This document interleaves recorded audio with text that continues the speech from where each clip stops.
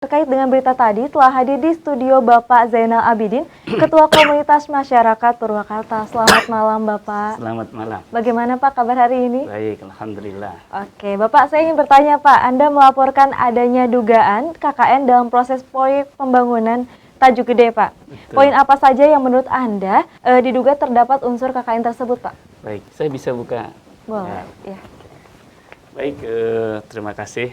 Jadi ada beberapa hal kejanggalan dalam proses tender Tajuk Gede beberapa tahun lalu. Semua orang saya kira akan merasa confused kenapa tender dilakukan seperti itu. Ada beberapa keganjilan. Okay. Pertama, proses tender itu mestinya yang murah itu dimenangkan oleh panitia lelang. Dengan syarat kondisi berlaku tentunya, yaitu perusahaan yang berkualifikasi tentu. Di samping harganya di bawah HPS dan perusahaan berkualifikasi. Sesuai dengan Kepres nomor 70 tahun 2012. Tetapi apa yang terjadi?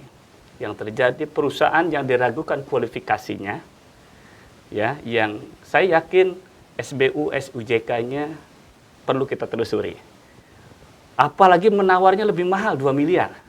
Tapi dimenangkan oleh panitia lelang. Itu keganjilan pertama. Keganjilan yang kedua, panitia lelang nampaknya mengangkangi Perpres nomor 54 tahun 2010 tentang kemampuan dasar dari perusahaan yang dimenangkan.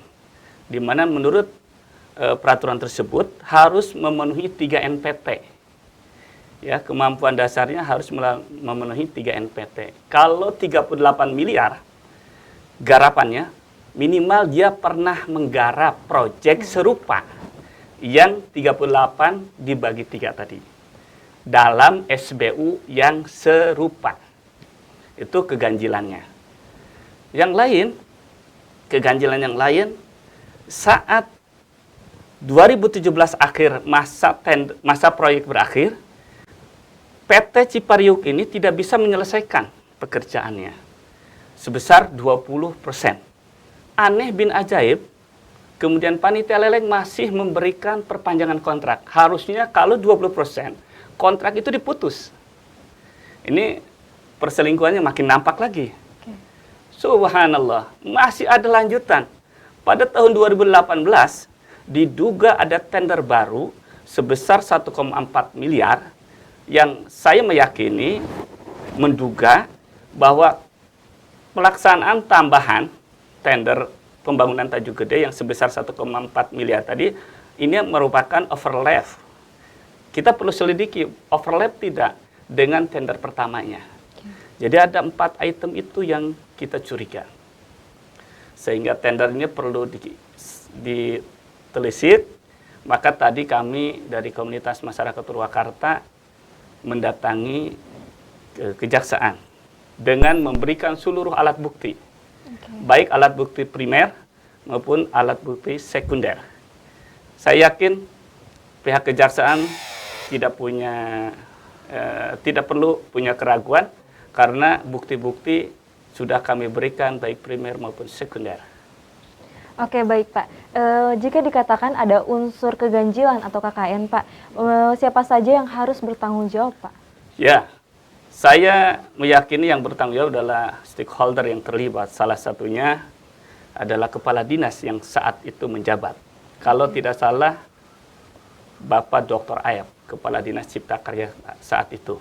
Yang kedua, kepala LPSE, ya, yang saat itu dijabat oleh Bapak Agung. Yang ketiga, pejabat pembuat komitmen yang saat itu dijabat oleh Bapak Dian. Yang hari ini beliau menjadi sekdis di PTSW. Pak Agung yang dulu ketua LPSC sekarang menjabat kepala dinas Cipta Karya atau Distarkim. Oke. Pak, menurut prediksi Anda, Pak, apakah kasus ini akan melibatkan sejumlah pejabat teras di Kabupaten Purwakarta? Saya kira implikasinya akan kemana-mana. Kita lihat nanti. Oke. Pak, Anda optimis Kejari akan berani mengungkap kasus ini hingga tuntas, Pak? Saya merasa punya keyakinan penuh Kejari akan menegakkan peraturan perundang-undangan atas dugaan perselingkuhan tender Tajuk Gede ini. Saya yakin Pak Kajari yang baru ini akan bertindak arif, bijaksana, dan sekaligus tegas. Dia akan mengusut siapapun yang terlibat di dalamnya. Saya punya keyakinan itu. Oke, Pak, setelah resmi menyerahkan laporan ke Kejari, Pak, apa langkah KMP selanjutnya? Kami akan melakukan kontrol. Ya, tahapan demi tahapan akan kami kontrol, akan kami mintain perkembangan dari proses penyidikan ini. Oke, seperti apa Pak KMP akan mengawal kasus ini sehingga para penegak hukum akan menuntaskannya secara profesional? Ya, tentu kami dari komunitas masyarakat Purwakarta mengajak seluruh elemen, mengajak seluruh anasir masyarakat untuk bersama-sama melakukan kontrol dan terutama kepada seluruh media massa.